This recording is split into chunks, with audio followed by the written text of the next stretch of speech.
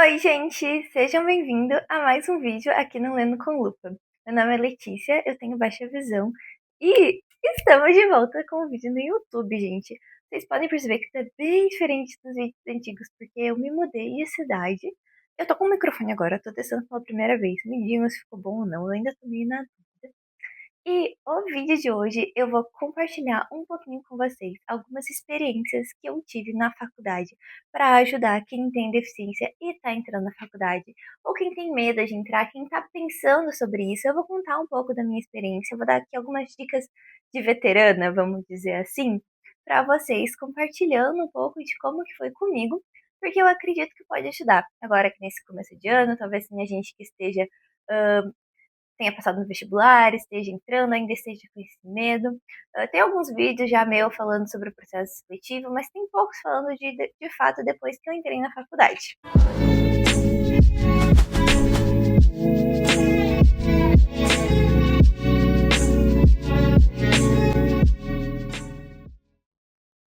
Então, primeiro vou dar o contexto para você que ainda não sabe. Eu estudei psicologia de 2021 até ano passado. Eu estudei tanto na UFPR quanto na URGS, que é a Federal do Rio Grande do Sul. Então eu tive essas duas experiências, eu vou estar comentando um pouco de cada uma delas, porque foi diferente. E é importante eu falar isso, cada faculdade vai ter um jeito diferente de lidar com as pessoas com deficiência. Então eu vou compartilhar um pouco das minhas experiências, que majoritariamente foram em federais.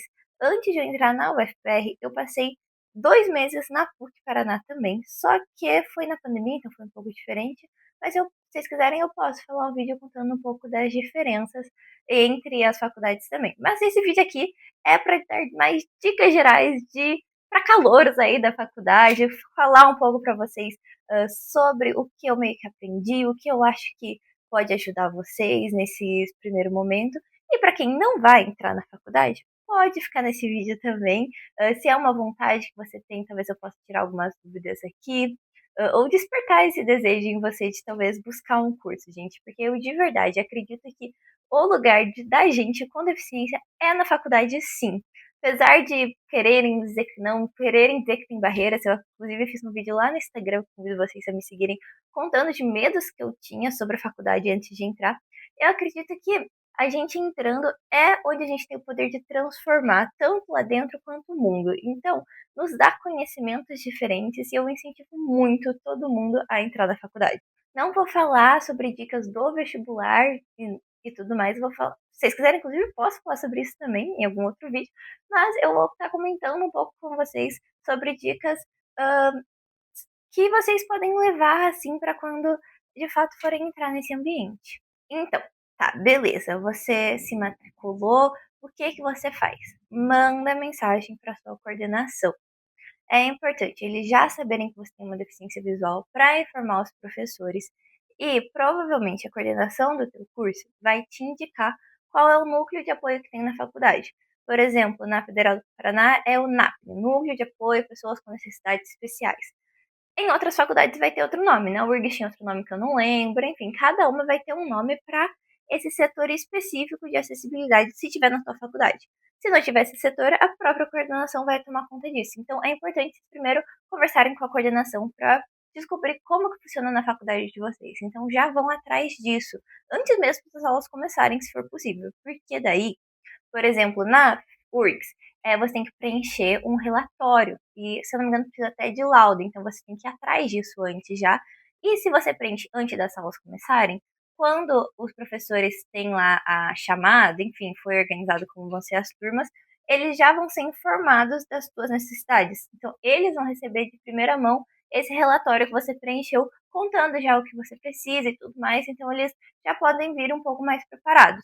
Na minha experiência, lá na URGS, que esse relatório era dado antes para os professores, na primeira aula eles mesmos já perguntaram quem era eu e foram atrás para conversar também.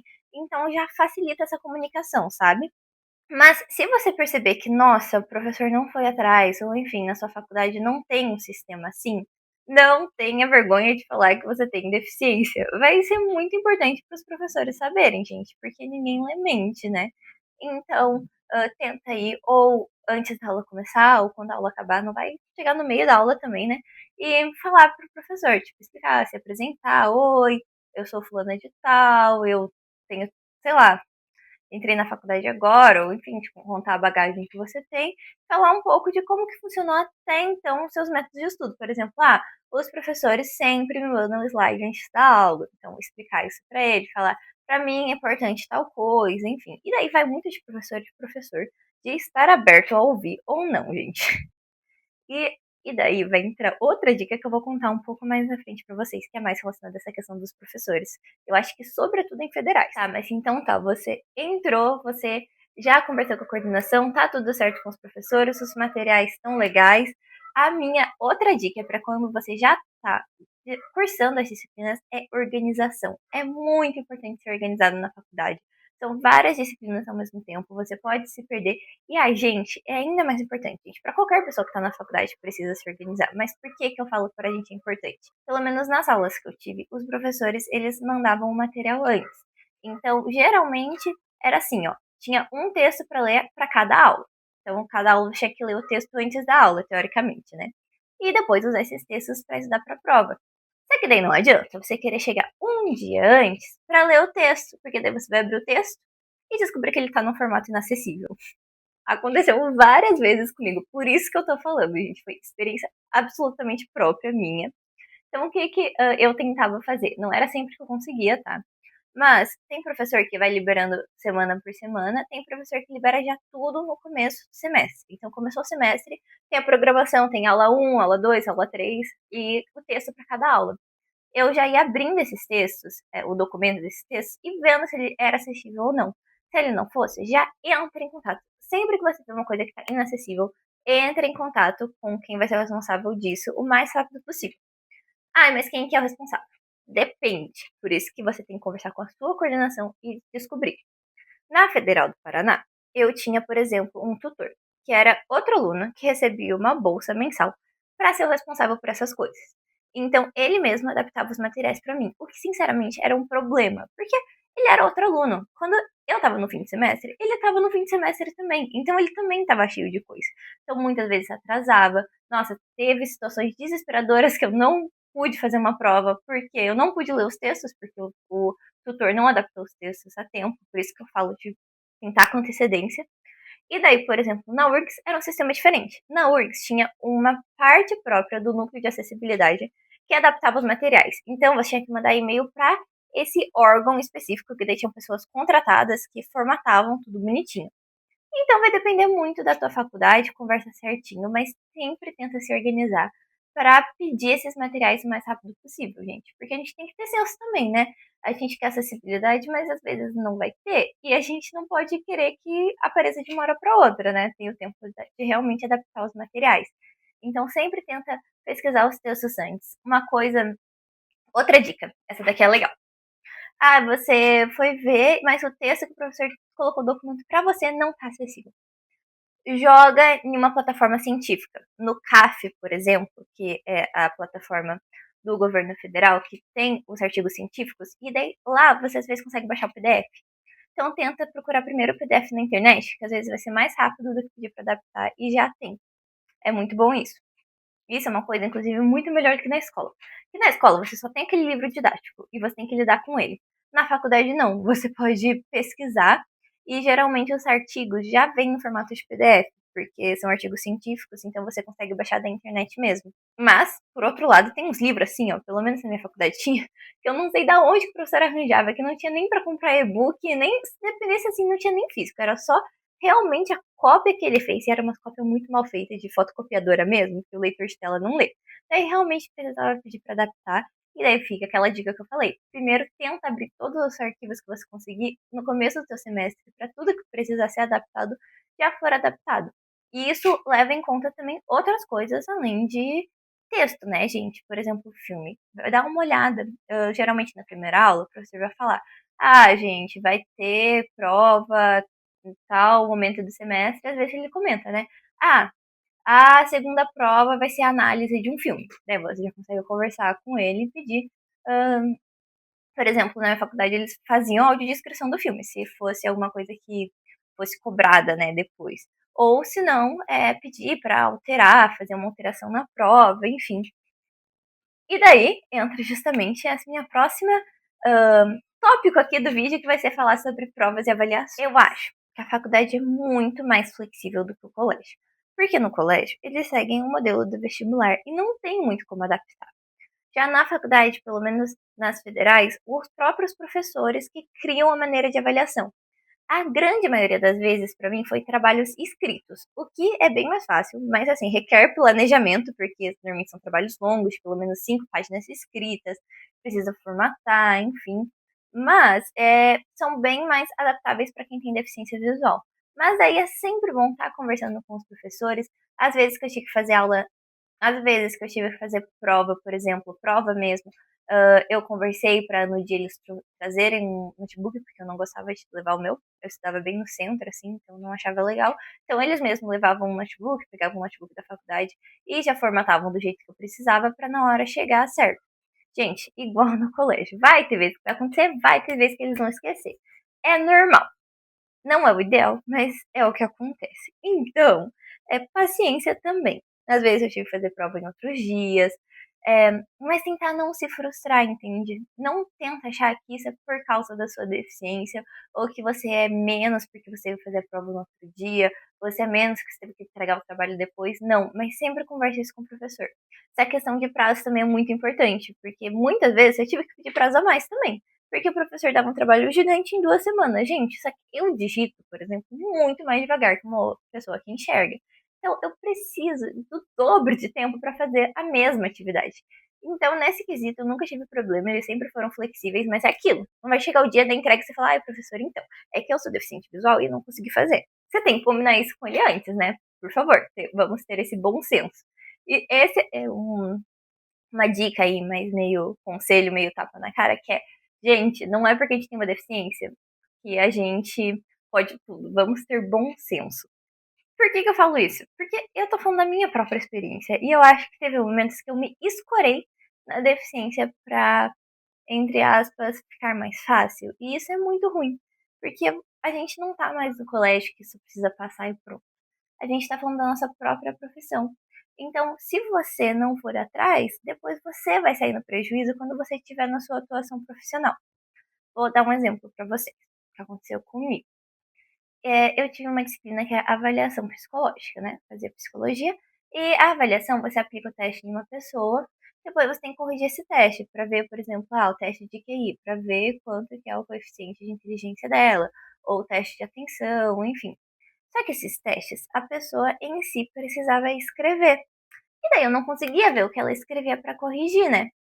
E foi no momento que eu tava muito apertada com as coisas. Então, o meu tutor da época, que é, igual eu falei, aquela pessoa que recebeu uma bolsa para me ajudar, ele mesmo corrigiu.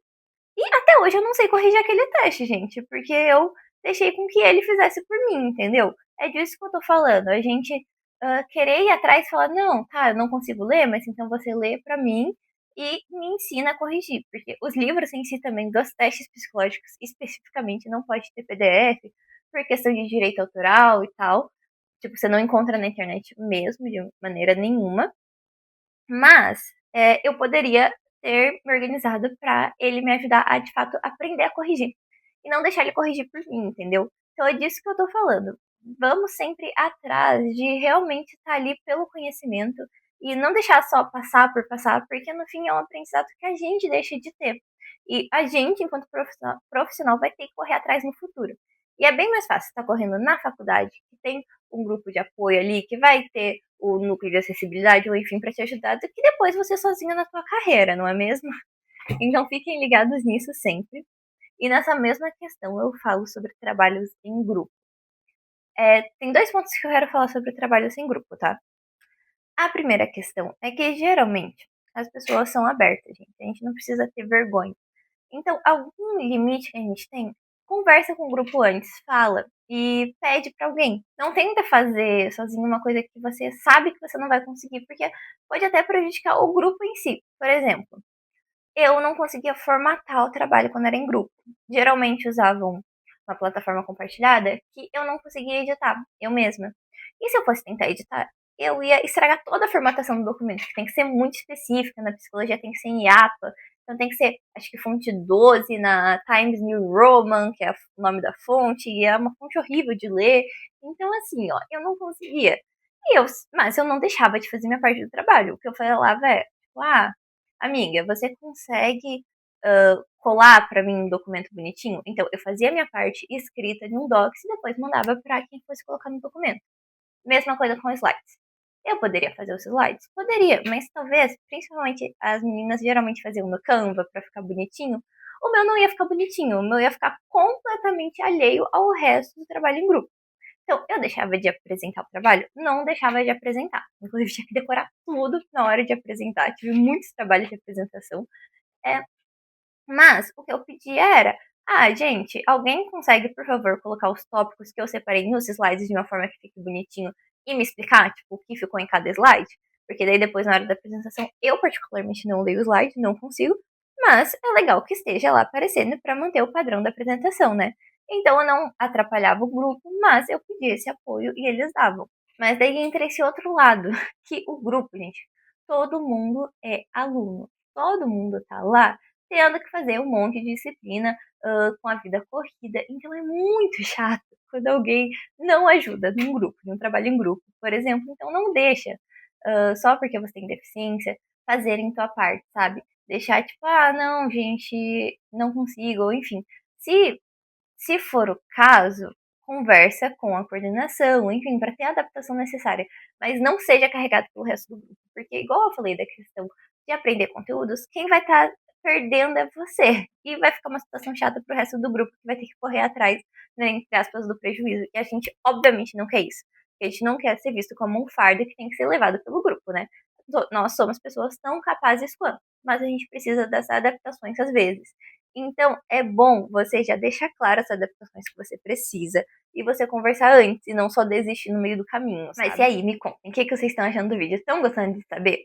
Já pensaram nessas coisas? Quem fez faculdade concorda, discorda? Comenta aqui embaixo. Não se esquece de se inscrever para ter mais conteúdos assim. E seguir no Instagram também, que eu tô mais ativa por lá. Gente, agora o último tópico que eu ia falar, que eu até comentei antes no vídeo, que é que eu ia falar sobre a questão dos professores. Então, vamos lá. Talvez minha opinião seja um pouco polêmica, tá? Por isso que eu deixei por último. Mas eu tô falando em um papel muito de conselho mesmo, do que eu vivi, o que eu acho que faz sentido, o que vai facilitar a sua vida. Não o que é o ideal, não o que deveria acontecer, mas a realidade, né? Vamos falar aqui, queremos sobreviver até o fim da faculdade e conseguir um diploma. Eu tranquei minha faculdade agora, mas foi por outros motivos. Mas assim, todo o meu desempenho na faculdade foi bom, então eu acho que eu posso compartilhar um pouco com vocês. Mas o que, que eu ia falar sobre os professores? Isso, é principalmente em federal, tá?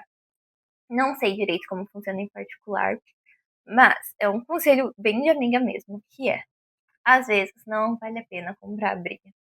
Gente, professor na federal, ele tá em um cargo ali que é meio de poder, sabe? Então, se ele quiser ferrar com a tua vida, ele vai conseguir ferrar com a tua vida. Se ele te marcar, ele vai te marcar. E você pode reprovar na disciplina, e você pode ficar anos e anos na mesma disciplina. Mas é capacitismo, mas ele que foi babaca. Às vezes sim, mas às vezes a coordenação não faz muita coisa. Então, escolha as brigas que você vai comprar. Sempre aporte o professor com educação. Isso eu acho que é o mínimo. Quando vai se apresentar essa política de educação, não se imponha, sabe? Não é tipo, porque eu sou deficiente, então você tem que fazer isso, isso, isso, aquilo, sabe? Não seja essa pessoa. Sou muito a favor de ter paciência. E, claro, tá, realmente não tá dando certo. Eu não tô aprendendo conteúdo porque esse professor não tá facilitando a minha vida. Fala com a coordenação. Tenta falar com a coordenação. Às vezes o caso é realmente tentar fazer disciplina com outro professor, porque é muito difícil eles mesmos mudarem, sabe? Tem professores que vão ser uns amores, que eles vão fazer de tudo para você aprender. Nossa, assim, muito bacana mesmo. Mas infelizmente tem uns professores que são, assim, vou falar bem a real, já são velhos, sabe? Não querem mais nada com nada e vão cagar e andar pra você. Pelo menos em uma federal. Não tô falando isso pra assustar, gente. Eu não quero assustar. Eu quero muito que as pessoas queiram entrar na faculdade. Eu tô falando isso porque pode ser que aconteça com você. Então vamos sempre ponderar sobre as brigas que a gente vai comprar. E se tipo, for uma disciplina que você acha que pro teu futuro não vai ser tão importante, gente, não faz mal passar sem aprender tudo. Isso é uma coisa que a gente percebe muito na faculdade também. Se for querer ir bem em todas as disciplinas e aprender tudo, a gente enlouquece, porque é muita, muita coisa. Então, saber filtrar. Inclusive, essa é uma dica bônus aí, que eu vou deixar por último, que é saiba filtrar o que é importante para você dentro da faculdade. Na psicologia, por exemplo, a gente tem várias abordagens. Então, tem algumas abordagens que eu não vou concordar tanto. Vou aprender, porque é importante. Mas, tipo, eu não vou usar na minha prática clínica psicanálise. Aprendi, mas vou me dedicar ao máximo àquela disciplina? Não tem como, infelizmente. Então é isso, relaxem. A gente não tem que abraçar o mundo. Às vezes a gente acha que por causa da deficiência a gente tem que compensar, provando pra todo mundo que a gente é o melhor. E na faculdade, gente, não importa se você for o melhor ou for o pior, todo mundo tá feliz se passar de ano, se não pegar DP em nada. Então é isso, se preocupem em fazer o seu e vai dar tudo certo. E aí, me contem, o que vocês acharam dessas dicas? Fez sentido? Quem já esteve na faculdade, me conta, coloca aqui, comenta aqui embaixo se você tem outra dica que eu não comentei aqui. E é isso, se inscreva aqui no canal para mais vídeos e muito obrigada por assistir até aqui. Beijo!